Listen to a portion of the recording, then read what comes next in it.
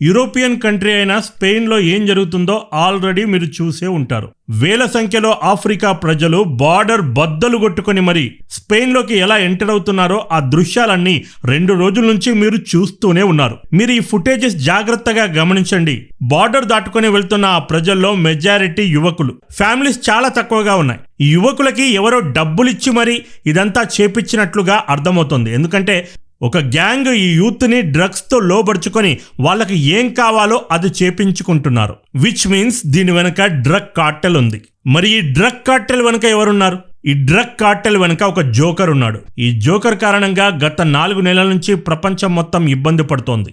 మీరు, నేను, మనమందరం ఇబ్బంది పడుతున్నాం. ఈ పాటికే మీకు అర్థమై ఉంటుంది. ఆ జోకర్ మరెవరో కాదు, డొనాల్డ్ ట్రంప్. ప్రస్తుత కాలంలో ఎక్కడ ఏ పెంట జరిగినా దాని మూలాలు ఈ డొనాల్డ్ ట్రంప్ అనే జోకర్ తోటే కనెక్ట్ అయి ఉన్నాయి. ఇది గుర్తుపెట్టుకోండి. ఇంతకీ డొనాల్డ్ ట్రంప్ ఇదంతా ఎందుకు జరిపిస్తున్నాడు? వరల్డ్ పాలిటిక్స్ గురించి నాకంటే మీకే బాగా తెలుసు. ఫిబ్రవరి 28 రోజు ఏదైతే ఇరాన్ వార్ స్టార్ట్ అయిందో, ఈ వార్ తర్వాత ఒక లీడర్ పేరు ప్రపంచం మొత్తంగా ఒక్కసారిగా పాపులర్ అయ్యింది. ఆ లీడర్ పేరు Spain prime minister Pedro సాnchez.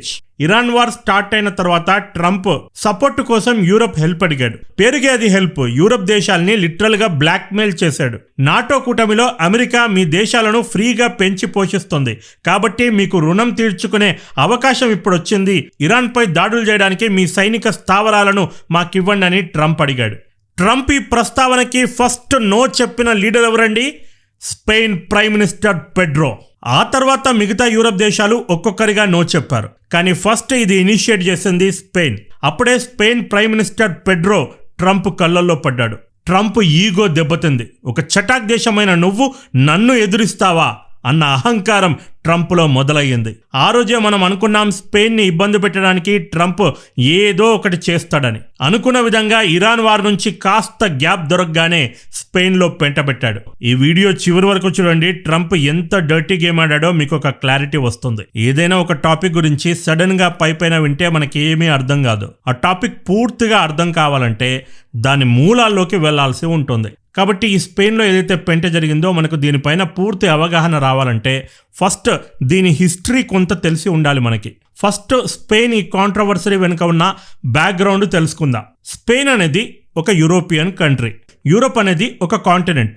Europe కిందనే మరొక కాంటినెంట్ ఉంటుంది, ఆఫ్రికా. ఆఫ్రికా యూరోప్ ఖండాలను డివైడ్ చేస్తూ మధ్యలో సముద్రం ఉంటుంది. ఈ సముద్రం అనేది చాలా తక్కువ గ్యాప్లో ఉంటుంది. దీన్నే స్ట్రెయిట్ ఆఫ్ జిబ్రాల్టర్ అంటారు. భూభాగంతో కూడుకున్న 2 ప్రాంతాల మధ్య ఏదైతే సన్నని గ్యాప్ ఉంటుందో ఈ గ్యాప్లనే స్ట్రెయిట్ అంటారు. ప్రస్తుతం ప్రపంచం మొత్తం కూడా మాట్లాడుకుంటున్న హార్మోజ్ కూడా ఒక స్ట్రెయిటేనండి. అలాగే స్ట్రెయిట్ ఆఫ్ మలక్కా ఉంది. సుయాజ్ కెనాల్ని కృత్రిమంగా తవ్వించారు, అందుకే దాన్ని స్ట్రెయిట్ అని సంబోధించరు. ప్రకృతి సిద్ధంగా 2 భూభాగాలపైన సముద్రాన్ని చీల్చుకుంటూ ఏర్పడినటువంటి ప్రాంతాలని స్ట్రెయిట్ అంటారు. అలా ఆఫ్రికా మరియు యూరప్ ఖండాలను చీలుస్తూ ఉన్నటువంటి ఈ ప్రాంతాన్ని స్ట్రెయిట్ ఆఫ్ జిబ్రాల్టర్ అంటారు. ఇప్పుడు మీకు ఒక డౌట్ రావచ్చు, ఆఫ్రికా నుండి బార్డర్ దాటుకొని మరి జనాలు యూరప్లోకి ప్రవేశిస్తున్నారంటే అంత పెద్ద సముద్రాన్ని ఈదుకుంటూ ప్రజలంతా ఎలా వెళ్లారు ప్రశాంత్ అని మీరు నన్ను అడగొచ్చు. అంత పెద్ద సముద్రాన్ని ఈదుకుంటూ వెళ్ళడానికి వాళ్ళేమీ హనుమంతులు కాదు, హనుమంతుల వారి సేన కాదు. గతంలో ఇది జరిగింది, ఎప్పుడో రామాయణ కాలంలో. దానికి సాక్ష్యంగా రామసేతు ఇప్పటికే ఉంది. అలాంటిది ఈ ప్రజలు ఖండాన్ని దాటి యూరప్లోకి ఎలా వెళ్లారు అనే డౌట్ మీకు వస్తే గనక దాన్ని పక్కకు పెట్టేయండి. ఆఫ్రికా ఖండాన్ని దాటి యూరప్లోకి జనాలు వెళ్ళలేదండి. ఆఫ్రికా ఖండంలోనే స్పెయిన్కి చెందినటువంటి 2 ప్రాంతాలు ఉన్నాయి. స్పెయిన్ అనేది యూరప్కి చెందినటువంటి దేశం కాబట్టి ఆ 2 ప్రాంతాలని కూడా యూరోపియన్ యూనియన్ గానే పరిగణిస్తారు. అర్థం కాలేదు ప్రశాంత్ అంటారా?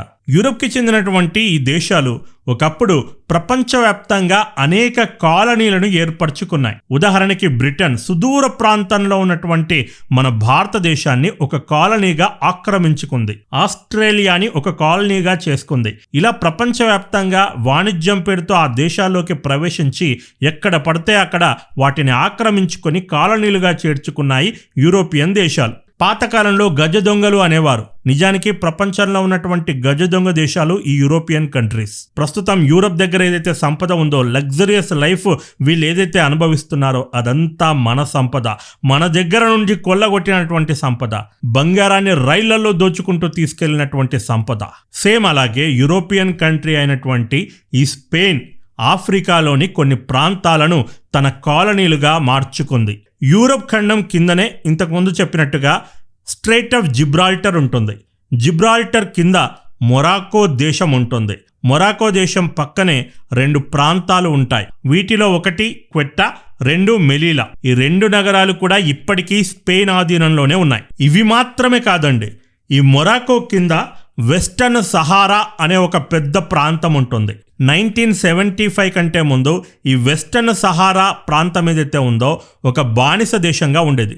1947లో ఎలాగైతే బ్రిటన్ భారతదేశం నుండి తన సైన్యాన్ని వెనక్కి తీసుకొని ఇండిపెండెన్స్ ఇచ్చిందో, సేమ్ అలాగే 1975లో స్పెయిన్ తన సైన్యాన్ని ఈ వెస్టర్న్ సహారా నుంచి వెనక్కి తీసుకుంది. అంటే వెస్టర్న్ సహారాకి ఇండిపెండెన్స్ వచ్చిందా ప్రశాంత్?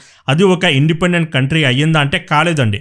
వెంటనే ఈ మొరాకో ఏం చేసింది, ఈ వెస్టర్న్ సహారాని ఆక్రమించుకుంది. అంటే ఒక లూటీకోరు వెళ్ళిన వెంటనే ఇంకొక లూటీకోరు దౌర్జన్యంగా ఆక్రమించుకున్నాడు. పాపం వెస్టర్న్ సహారాలో ఉన్నటువంటి ప్రజలు 1975 కంటే ముందు స్పెయిన్ ఆధీనంలో ఉండేవారు. 1979 తర్వాత ఈ మొరాకో ఆధీనంలోకి వచ్చారు. ఇప్పటికీ కూడా మొరాకో ఆధీనంలోనే ఉన్నారు.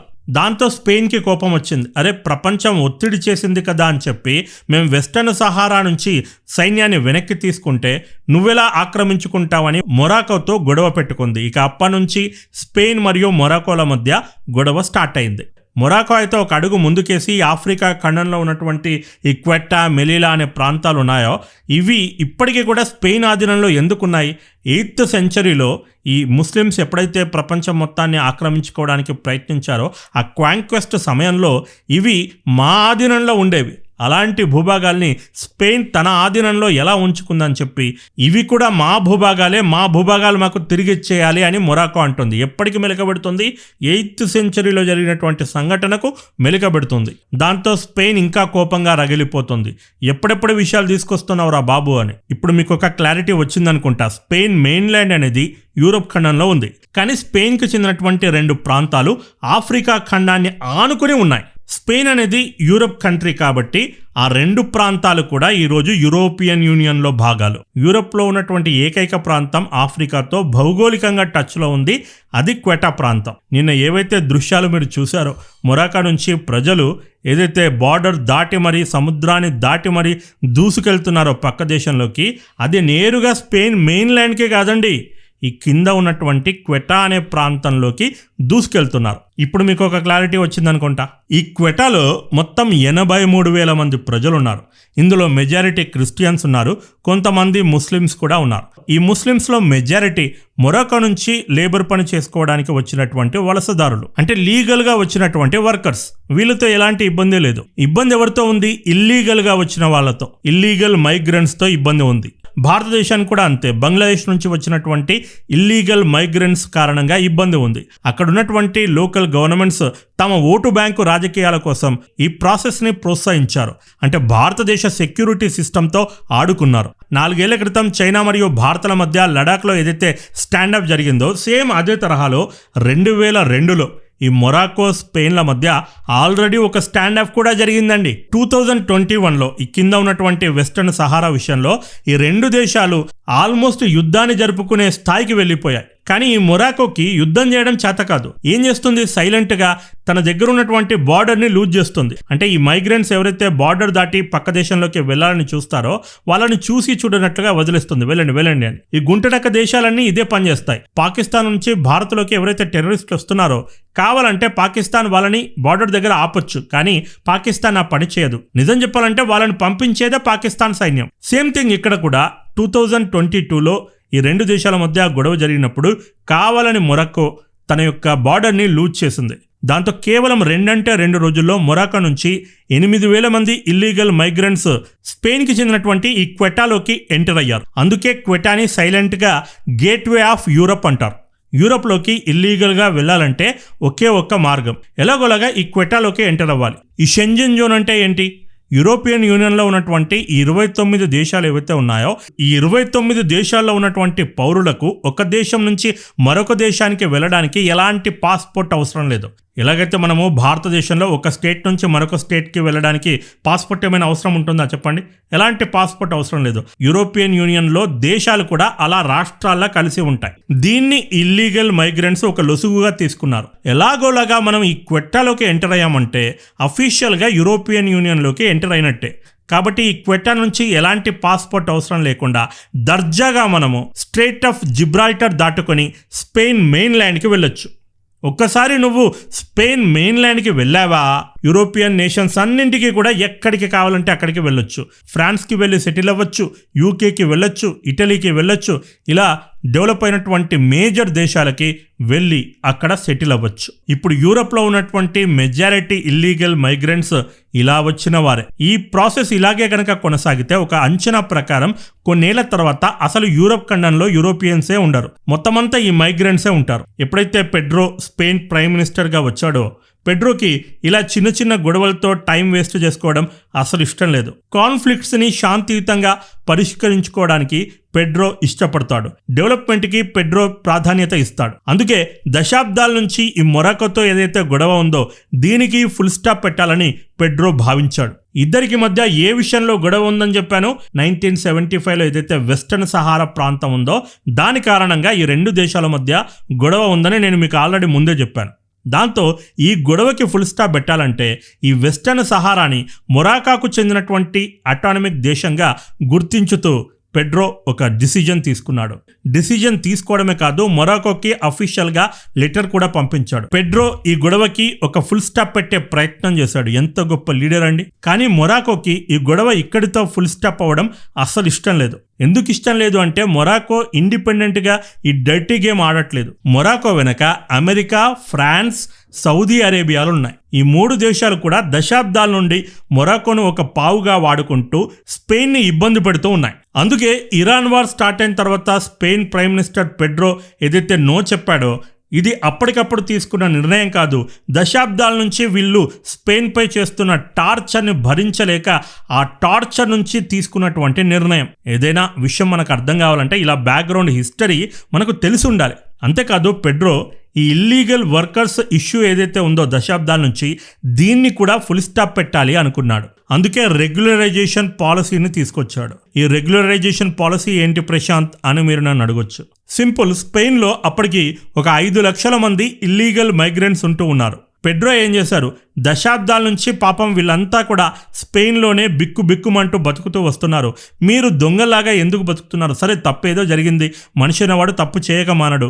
దశాబ్దాల నుంచి మీరు ఇక్కడే ఉంటున్నారు కాబట్టి మీరు మా వాళ్ళే అని చెప్పి ఈ 5 లక్షల మంది ఇల్లీగల్ మైగ్రెంట్స్ని రెగ్యులరైజ్ చేస్తూ ఒక పాలసీ తీసుకొచ్చాడు. వీళ్ళందరినీ కూడా స్పెయిన్ పౌరులుగా రెగ్యులరైజ్ చేశాడు. ఇక్కడ నేను పెడ్రోకి స్పోక్స్ పర్సన్ కాదు. పెడ్రో ఏ ఉద్దేశంతో ఈ డిసిజన్ తీసుకున్నాడు, ఎందుకు ఈ రెగ్యులరైజేషన్ పాలసీ తీసుకొచ్చాడు, ఇది పెడ్రోకే తెలవాలి. కానీ నేను చెప్పేది ఏంటంటే నిన్న ఏవైతే మనం దృశ్యాలు చూసామో అది ఒక ఇన్వేజన్ ఆఫ్ కంట్రీ, అంటే ఒక కంట్రీపై దాడి చేయడానికి ఏమాత్రం తీసిపోద్దు. 60,000 మంది బార్డర్ని చీల్చుకొని మరి ఒక కంట్రీలోకి ఇల్లీగల్గా ఎంటర్ అవుతున్నారు అంటే అది ఒక దాడి కిందికే లెక్క, ఒక దేశం పైన దాడి కిందికే లెక్క. ఇలాంటి సమయంలో ఆ దేశంలో ఉన్నటువంటి అన్ని రాజకీయ పార్టీలు, అందరూ లీడర్లు ఒక్కతాటిపైకి వచ్చి దేశానికి వెన్నెముకలాగా ఉండాలి. గతంలో రాజకీయాలు ఇలాగే ఉండేవి. అప్పటి వరకు ఎన్ని విభేదాలున్నా దేశంపైకి ఒక సంక్షోభం వచ్చిందంటే అన్ని రాజకీయ పార్టీలు ఒక్కటయ్యేవి. భారతదేశానికి కూడా అప్పట్లో ఇంటర్నేషనల్గా ఒక ప్రాబ్లం వస్తే ఆ ప్రాబ్లం పైన యునైటెడ్ నేషన్స్లో మాట్లాడడానికి అప్పటి కాంగ్రెస్ గవర్నమెంట్ వాజ్పేయి గారిని పంపించింది. వాజ్పేయి గారు అపోజిషన్ పార్టీ లీడర్. ఎందుకంటే కాంగ్రెస్ గవర్నమెంట్కి కూడా తెలుసు వాజ్పేయి గారు ఒక్కసారి మాట్లాడడం మొదలు పెడితే ఆయనకు కౌంటర్ ఇచ్చే లీడర్ ఇప్పటికీ ప్రపంచంలో పుట్టలేదని. అంత సబ్జెక్ట్ ఉన్న నాయకుడు వాజ్పేయి గారు. అన్నిటికంటే ముఖ్యంగా కల్లా కపటం లేని మనిషి. Transparency is the biggest strength of Vajpayee గారు. అందుకే మన ఛానల్ని 10 సంవత్సరాల నుంచి ఎవరైతే ఫాలో అవుతున్నారో మీలో ప్రతి ఒక్కరికి కూడా తెలుసు నా ఫేవరెట్ లీడర్ వాజ్పేయి గారని. వాజ్పేయి గారి గురించి ఎప్పుడు మాట్లాడినా నాకు తెలియకుండానే నేను భావోద్వేగానికి గురవుతాను. వాజ్పేయి గారు ఒక గొప్ప లీడర్ మాత్రమే కాదు, ఒక సంపూర్ణమైన వ్యక్తిత్వం కలిగినటువంటి మనిషి. వాజ్పేయి గారి నుంచి ఎన్నో గొప్ప గొప్ప విషయాల్ని నేను ఆదర్శంగా తీసుకున్నాను. వాజ్పేయి గారు పాలిటిక్స్లో ఉన్నటువంటి బురద వాజ్పేయి గారి నీడను కూడా తగలేకపోయింది. ఒకప్పుడు పాలిటిక్స్ ఇంత హుందాగా ఉండేవి. ఇప్పటికీ ఒక కంట్రీ ఉంది ఇజ్రాయిల్, దాని పేరు. ఇజ్రాయిల్లో ఎప్పుడెప్పుడు సంక్షోభం వస్తుందో అప్పుడప్పుడు ఆ దేశంలో ఉన్నటువంటి అన్ని రాజకీయ పార్టీలు ఒక్కతాటిపైకి వస్తాయి. ప్రైమ్ మినిస్టర్కి ఓపెన్ సపోర్ట్ ఇస్తాయి. అక్టోబర్ 7 దాడుల తర్వాత మనం చూసాం, వార్ రూమ్లో నెతన్యాహుతో పాటు అపోజిషన్ లీడర్లు అందరూ కూడా ఎలా పార్టిసిపేట్ చేశారు. నిజం చెప్పాలంటే వార్ సమయంలో కాకుండా మిగతా సమయాల్లో ఇజ్రాయెల్లో ఉన్నటువంటి గొడవలు మరే దేశంలో కూడా ఉండవు కావచ్చు. అన్ని మనస్పర్ధలు, అన్ని భేదాభిప్రాయాలు వాళ్ళ మధ్య ఉన్నాయి. కానీ యుద్ధం వచ్చిందా వీళ్ళంతా వాటన్నింటిని పక్కకు పెట్టి ఒకే రూమ్లోకి వస్తారు, ఒకే తాటిపైన నిల్చుంటారు. ప్రపంచంలో ఉన్నటువంటి మిగతా దేశాలు ప్రస్తుతం ఈ ఇజ్రాయెల్ని ఆదర్శంగా తీసుకోవాలి. దేశ సెక్యూరిటీ సిస్టమ్ ప్రమాదంలో పడిన వేళ దేశం కోసం నిలబడాల్సినటువంటి అన్ని పార్టీలు కూడా స్పెయిన్ ప్రైమ్ మినిస్టర్ని టార్గెట్ చేసే ప్రయత్నం చేశాయి. అంటే ఇండైరెక్ట్గా మొరాకోకి హెల్ప్ చేశాయి. శత్రు దేశానికి హెల్ప్ చేసే వీళ్ళు దేశద్రోహులా, స్పెయిన్ ప్రైమ్ మినిస్టర్ దేశద్రోహులా? స్పెయిన్ అపోజిషన్ లీడర్ ఏమని చెప్తాడంటే, స్పెయిన్ ప్రైమ్ మినిస్టర్ ఒక ట్రైటర్, దేశద్రోహి అంటున్నాడు. ఎందుకు దేశద్రోహి అంటున్నావు అంటే, నువ్వు ఈ చట్టాన్ని తీసుకొచ్చావు, 5 లక్షల మంది ఇల్లీగల్ మైగ్రెంట్స్ని రెగ్యులరైజ్ చేశావు. అందుకే మిగతా ఆఫ్రికా ప్రజలకు కూడా వాళ్ళు కూడా ఎలాగోలాగా ఈ దేశంలోకి దౌర్జన్యంగా చొచ్చుకు వస్తే మమ్మల్ని కూడా రెగ్యులరైజ్ చేస్తారు అనే ఒక ఆశ పుట్టించావు నువ్వు. అందుకే ఇంతమంది ఒకేసారిగా స్పెయిన్లోకి ఎంటర్ అయ్యారని స్పెయిన్ ప్రైమ్ మినిస్టర్ పెడ్రో పైన బురద జల్లే ప్రయత్నం చేశారు. మీ వాదనలో నిజం కూడా ఉండొచ్చు, నేను కాదనట్లేదు. కానీ టైమింగ్ ఇంపార్టెంట్. దేశం ఒక పక్క సంక్షోభంలో ఉంది. దేశంలోకి ఇల్లీగల్గా 60,000 మంది చొచ్చుకొని వచ్చారు. వీళ్ళని ఎలా అడ్డుకోవాలి, పరిస్థితిని ఎలా కంట్రోల్ చేయాలని స్పెయిన్ ప్రైమ్ మినిస్టర్ అక్కడ రాత్రింబవళ్ళు కష్టపడుతున్నాడు, టెన్షన్లో ఉన్నాడు. ఇలాంటి సమయంలో మీరు అతనికి అండగా ఉండాలి. ఎందుకంటే దేశ భద్రత కేవలం అధికారంలో ఉన్న పార్టీ బాధ్యత మాత్రమే కాదు, ప్రతిపక్షాల బాధ్యత కూడా. కానీ మీరేం చేశారు? అంత టెన్షన్లో ఉన్న వ్యక్తిపై ట్రేటర్ అని చెప్తూ బురద జల్లే ప్రయత్నం చేశారు, టార్గెట్ చేసే ప్రయత్నం చేశారు. స్పెయిన్ని టార్గెట్ చేస్తున్న ఆ శత్రు దేశాలకి మీకు ఏంటి తేడా? నేను ఇది ఒక స్పెయిన్ విషయంలోనే మాట్లాడట్లేదు, ప్రపంచంలో ఉన్నటువంటి అన్ని దేశాల గురించి మాట్లాడుతున్నాను. దేశం ఎప్పుడైనా ప్రాబ్లంలో ఉందంటే అందరం ఒక్కతాటిపై రావాల్సిన బాధ్యత మన పైన ఉంది. కానీ అన్ఫార్చునేట్లీ ఆ సమయంలో కూడా మనం డర్టీ పాలిటిక్స్ చేస్తున్నాము. అధికారంలో ఉన్న పార్టీ పైన, అధికార లీడర్ పైన బురద జల్లే ప్రయత్నం చేస్తున్నాము. బురద జల్లాలనుకుంటే మిగతా సమయం చాలా దొరుకుతుంది, కానీ కష్ట సమయంలో కూడా బురద జల్లుతున్నారు చూడు, ఇక్కడ ఎవరు ట్రేటర్సో అర్థమవుతుంది. అంటే ఏంటి ప్రశాంత్, నిన్న ఏదైతే జరిగిందో దాని అంతటికీ కూడా పెడ్రో చేసుకున్నటువంటి ఆ రెగ్యులరైజ్ పాలసీయే ఒక ప్రధాన కారణమా అని మీరు నన్ను అడగొచ్చు. కాదండి, ఒకవేళ అలాంటిది ఏదైనా ఉంటే ఒక్కొక్కరుగా మేబీ ఇల్లీగల్ మైగ్రెంట్స్ ప్రయత్నించవచ్చు. ఒకే రోజు 60,000 మంది వస్తారా అండి? వీళ్ళ వెనక ఎవరూ లేకుండా ఇది సాధ్యమవుతుందా అండి? కాబట్టి పెడ్రో తీసుకున్న ఆ డిసిజన్కి నిన్న జరిగినటువంటి ఆ చొరబాటుకు ఎలాంటి సంబంధము లేదు. మరి ఇంకేంటి సంబంధము అంటే, స్పెయిన్ సుప్రీంకోర్టు దీనికి ప్రధాన కారణం. అదేంటి ప్రశాంత్, వీడియో స్టార్టింగ్లో ట్రంప్ అన్నావు, ఇప్పుడేమో స్పెయిన్ సుప్రీంకోర్టు అంటున్నావు, మాట మారుస్తున్నావా అని మీరు నన్ను అడగొచ్చు. మాట మార్చట్లేదండి, అర్థమవుతుందండి మీకు గేమ్. గత నెల జూలై 8, 2026 స్పెయిన్ సుప్రీంకోర్టు ఒక సంచలనాత్మక డిసిజన్ తీసుకుంది. ఈ డిసిజన్ ఎంత హాస్యాస్పదంగా ఉంటుందంటే, ఈ ఒక్క డిసిజన్ స్పెయిన్ సావర్నిటీని ప్రశ్నార్థకం చేసింది. ఒక మాటలో చెప్పాలంటే, ఒక దేశానికి చెందిన సుప్రీంకోర్టు ఆ దేశానికి వ్యతిరేకంగా తీర్పునిచ్చింది. స్పెయిన్లో ఎవరైనా బార్డర్ దాటి ఇల్లీగల్గా ఎంటర్ అవుతే అప్పటికప్పుడు వాళ్ళని బార్డర్ నుంచి తిరిగి రిటర్న్ పంపిస్తారు. దీనికి ఎలాంటి ప్రాసెస్ అవసరం లేదు. ఇల్లీగల్గా వచ్చినటువంటి వ్యక్తి దొరికాడా, 4 పీకి వెంటనే బార్డర్కి బయట పంపిస్తారు. నిమిషాల్లో మ్యాటర్ క్లోజ్, ఎలాంటి పంచాయతీ లేదు. కానీ ఇప్పుడు స్పెయిన్ సుప్రీంకోర్టు ఏమని పెంటబెట్టిందంటే, సముద్ర మార్గాన్ని దాటి ఎవరైతే ఇల్లీగల్గా మైగ్రెంట్స్ స్పెయిన్లోకి వస్తారో వాళ్ళపైన జ్యుడిషియర్గా ఒక విచారణ జరగాలి. అంటే వాళ్ళకంటూ ఒక ఐడి క్రియేట్ చేస్తారు, వాళ్ళకంటూ ఒక లాయర్ని అపాయింట్ చేస్తారు, వాళ్ళకంటూ ఒక అసైలం సిస్టమ్ని ప్రొవైడ్ చేస్తారు. 3 పూట్ల అన్నం పెడుతూ పందులను మేపినట్టు మేపుతారు. నెలలు వీళ్ళపైన విచారణ జరుగుతుంది. నువ్వెందుకు స్పెయిన్లోకి వచ్చావు, ఇక్కడ వచ్చి ఏం చేయాలనుకుంటున్నావు, ఇక్కడ వచ్చి ఎంతమందిని రేపులు చేయాలనుకుంటున్నావు, ఇక్కడ వచ్చి ఎంతమందిని లూటీ చేయాలనుకుంటున్నావు, మరి ఇంకేం అడుగుతారండి ప్రశ్నలు? ఇవే కాకపోతే ఒక దొంగ ఇంటికి వస్తే 4 కొట్టి పోలీసులకు అప్పచెప్తావా, లేకపోతే దొంగని ఇంట్లో కూర్చున్నబెట్టి 4 పూటలా మేపుతూ నువ్వు ఎందుకు వచ్చావు, నీకేం కష్టం వచ్చింది, నువ్వు ఇక్కడికి వచ్చి ఎంతమందిని చంపాలనుకుంటున్నావు, ఇవి అడుగుతారా? స్పెయిన్ సుప్రీంకోర్టు అదే చేస్తుంది. వాళ్ళందరినీ కూడా జైళ్ళల్లో కాదండి, అసైలం అంటే ఏంటి, శరణార్థులకు ఏదైతే రిఫ్యూజీ క్యాంప్స్ ఏర్పాటు చేస్తారో అలా వాళ్ళకి రిఫ్యూజీ క్యాంప్స్ ఏర్పాటు చేసి దర్జాగా ఒక ఫ్యాన్ పెట్టి, ఒక ఏసీ పెట్టి, 3 పూటలు అన్నం పెట్టి విచారణ జరపాలట. ఇప్పుడు మీరు చెప్పండి, పెడ్రో తీసుకున్నటువంటి డిసిజన్ ప్రమాదకరమా, సుప్రీంకోర్టు తీసుకున్నటువంటి డిసిజన్ ప్రమాదకరమా? సుప్రీంకోర్టు ఇండైరెక్ట్గా ఈ ఇల్లీగల్ మైగ్రేషన్ ఏదైతే ఉందో దీన్ని రెచ్చగొట్టింది. ఆఫ్రికాలో ఉన్నటువంటి ప్రజలకి ఒక ఆశ పుట్టించింది. మనం గనక బార్డర్ దాటుకొని ఈ స్పెయిన్ భూభాగంలోకి వెళ్ళామా, మంచిగా మనకి క్యాంపుల్లో అసైలం సిస్టమ్ ఏర్పాటు చేస్తారు. 3 పూటల చికెన్, ఎగ్స్, పప్పులు ఏది కావాలంటే అది ఫుడ్ ప్రొవైడ్ చేస్తారు. ఒక లాయర్ని కూడా ఫ్రీగా ఇస్తారట. ఇలాంటి ఒక భావనని వాళ్ళల్లో క్రియేట్ చేశారు. మీరు గమనిస్తే డేట్లు కూడా చూడండి. జూలై 8కి సుప్రీంకోర్టు ఆర్డర్ పాస్ అయింది, జూలై 30కి ఈ పెంట జరిగింది. అయితే ఇక్కడ పెడ్రో ఒక చిన్న తప్పు కూడా ఉంది. సమస్య పీకల దాకా వచ్చేదాకా వెయిట్ చేశాడు. ఎందుకంటే నేను కొన్ని స్టాట్స్ సేకరించాను. ఈ మైగ్రేషన్ అనేది ఇమ్మీడియట్గా ఒకే రోజు జరిగిందా, లేదంటే అంతకన్నా ముందు ఏమైనా జరిగిందా అని కాస్త రీసెర్చ్ చేస్తే 20 జూలై నుంచి 30 జూలై మధ్యలో 1500 నుంచి 2000 మంది మైగ్రెంట్స్ ఇల్లీగల్గా బార్డర్ దాటి ఈ క్వెటాలోకి ఎంటర్ అయినట్లుగా తెలుస్తుంది. అంతేకాకుండా క్వెటాకి చెందినటువంటి లోకల్ లీడర్ ఈ పెడ్రోని రిక్వెస్ట్ కూడా చేశాడు. మైగ్రేషన్ మెల్లిమెల్లిగా పెరుగుతుంది, ఈ వెనకాల ఏదో గూడు పుటాని జరుగుతుందని నాకు డౌట్ వస్తుంది, కాబట్టి ఆర్మీని పంపించు అని పెడ్రోకి రిక్వెస్ట్ కూడా చేశాడు. కానీ పెడ్రో సమస్య మరీ ఇంత పెద్దగా అవుతుందని ఊహించలేదు, ఆర్మీని ముందుగానే అక్కడ పెట్టలేదు. ఇది పెడ్రో చేసినటువంటి మిస్టేక్. క్వెటా లోకల్ లీడర్ ఇదే చెప్తున్నాడు. నేను ముందే హెల్ప్ కావాలని పెడ్రోని రిక్వెస్ట్ చేశాను, నా యొక్క రిక్వెస్ట్ని లైట్గా తీసుకున్నాడు పెడ్రో, అందుకే ఈ సంక్షోభం వచ్చింది అంటున్నాడు. ట్రంప్ ఈ డ్రగ్ కార్టెల్స్కి అదేవిధంగా మొరాకో గవర్నమెంట్కి కీ ఇచ్చాడు. ఎందుకు కీ ఇచ్చాడు? ఇరాన్ వార్లో స్పెయిన్ నో చెప్పింది కాబట్టి స్పెయిన్ని ఎలాగైనా టార్గెట్ చేయాలని ట్రంప్ డిసిజన్ తీసుకున్నాడు. అందులో భాగంగా మొరాకోని, అక్కడ ఉన్నటువంటి డ్రగ్ కార్టెల్స్ని ఈ ట్రంప్ రెచ్చగొట్టి స్పెయిన్ మీదకి వదిలాడు. సుప్రీంకోర్టు ఇచ్చినటువంటి తీర్పు ఈ ప్రాసెస్లో భాగమే. దీనిపైన స్పెయిన్ ఇంటీరియర్ మినిస్ట్రీ ఒక స్టేట్మెంట్ కూడా ఇచ్చింది. ఈ సుప్రీంకోర్టు ఏదైతే తలా తోక లేకుండా తీర్పునిచ్చిందో ఈ చొరబాటుకి ప్రధాన కారణం ఆ కోర్టు రూలింగే.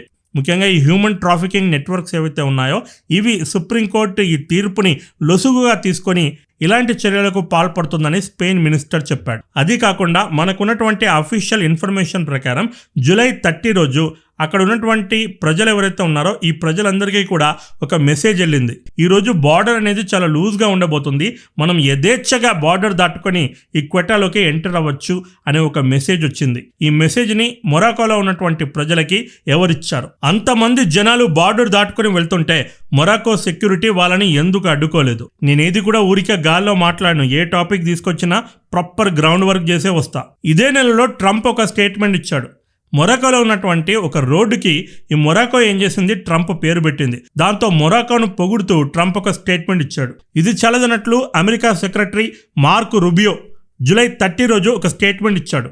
వి recognise Moroccan sovereignty over western Sahara పైన మొరాకో సోవర్నిటీ ఏదైతే ఉందో దాన్ని మేము అధికారికంగా ఆమోదిస్తున్నాం. నిజానికి 2022లోనే స్పెయిన్ ప్రైమ్ మినిస్టర్ పెడ్రో దీన్ని ఆమోదించాడు. వెస్టర్న్ సహారా అనేది మొరాకో అటానమీగా ఒప్పుకున్నాడు. ఇందులో పంచాయితీ లేదు.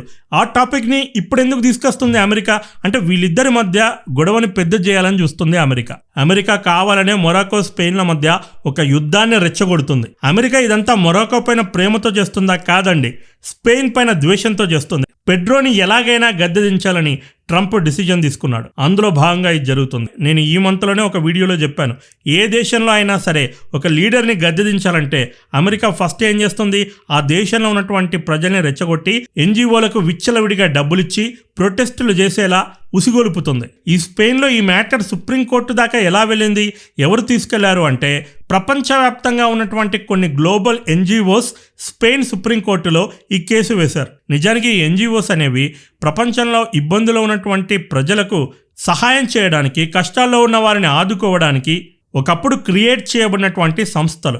కానీ అమెరికా లాంటి పెట్టుబడిదారీ వ్యవస్థలు ఈ ఎన్జిఓస్లని తమ యొక్క స్వలాభం కోసం మార్చుకున్నాయి. ముఖ్యంగా ప్రపంచవ్యాప్తంగా మత మార్పిళ్లు చేయడానికి, ప్రపంచవ్యాప్తంగా అనేక అంతర్యుద్ధాలు తీసుకురావడానికి, ఒకే దేశంలో అన్నదమ్ముల్లాగా ఉంటున్నటువంటి ప్రజల మధ్య మనస్పర్ధలు సృష్టించి దేశాలను అల్లకల్లోలం చేయడానికి అమెరికా ఈ ఎన్జిఓస్ని ఒక వెపన్ లాగా ఉపయోగించుకుంటూ వస్తుంది. ఇందులో భాగంగానే స్పెయిన్ సుప్రీంకోర్టులో ఎన్జిఓస్ ద్వారా ఈ కేసు వేపించింది. సుప్రీంకోర్టుని ప్రలోభపెట్టి తనకు అనుకూలంగా తీర్పునిప్పించుకుంది. అందుకే భారతదేశం పీకల దాకా సమస్య వచ్చే వరకు వెయిట్ చేయకుండా ముందే ఈ ఎన్జిఓస్లను చెక్ పెట్టడానికి ఈ ఎఫ్ఆర్సిఏ బిల్లుని తీసుకొచ్చింది.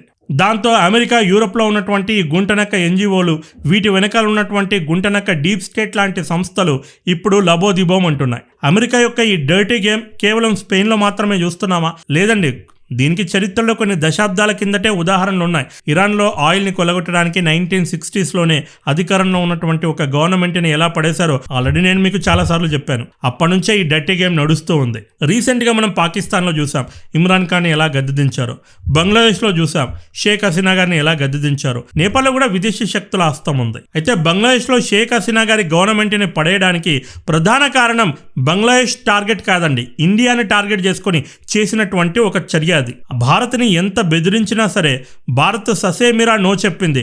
రష్యా నుంచి మేము ఆయిల్ కొని తీరుతాం, మమ్మల్ని ప్రశ్నించడానికి ఏ ఒక్కరికి కూడా హక్కు లేదని కుండ బద్దలు కొట్టినట్లు అమెరికా అగ్రరాజ్య హోదాని ప్రశ్నించింది. ఇంకేముంది, అమెరికా తన డీప్ స్టేట్ని రంగంలోకి దింపింది. పేరుకి అది బంగ్లాదేశ్ ఒక కంట్రీ, కానీ మన భారతదేశంలోని ఒక రాష్ట్రమా అన్నంతగా షేక్ హసీనా గారు మనతో కలిసి ప్రయాణించారు. ఇది అమెరికాకు మింగుడు పడలేదు. అది కాకుండా భారత్ తననే ఎదురించడాన్ని అగ్రరాజ్య హోదాలో ఉన్నటువంటి అమెరికాకి మింగుడు పడలేదు.